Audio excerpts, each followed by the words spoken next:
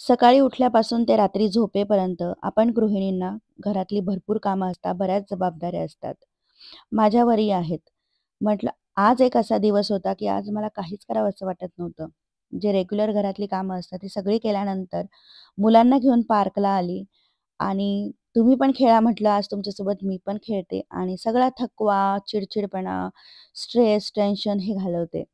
खूप छान वाटत होतं. खूप दिवसांनी लहान झाल्यासारखं वाटत होतं आणि आनंदाने झोके घेताना जणू काही या निसर्गामध्ये आपलं स्ट्रेस, टेन्शन निघून जात आहे आणि आपल्यामध्ये उत्साह, आनंद, नव्याने एनर्जी येत आहे असंच वाटत होतं.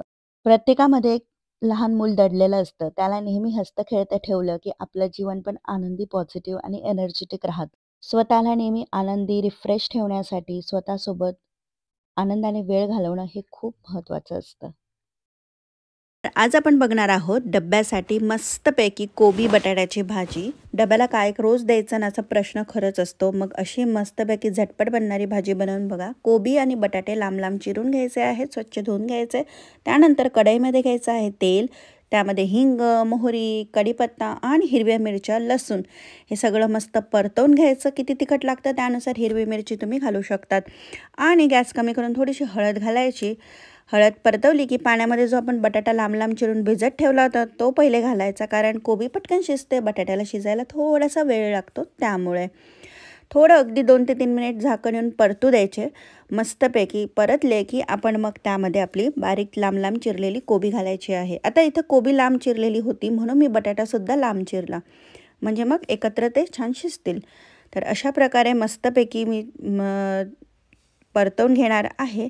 कोबी आणि फ्लॉवर ह्याच 2 भाज्या आहे की मी त्यात चिरल्यानंतर सुद्धा धुते, नाहीतर मी भाजी चिरल्यावर धुवत नाही, मी आधीच धुवून घेते.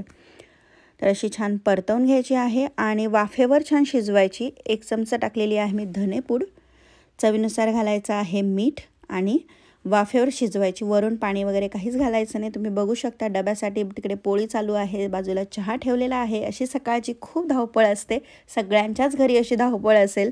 तर अगदी 5 मिनटं मस्त वाफेवर शिजल्यानंतर अशी छान आपली डब्याची भाजी बनवून तयार झालेली आहे.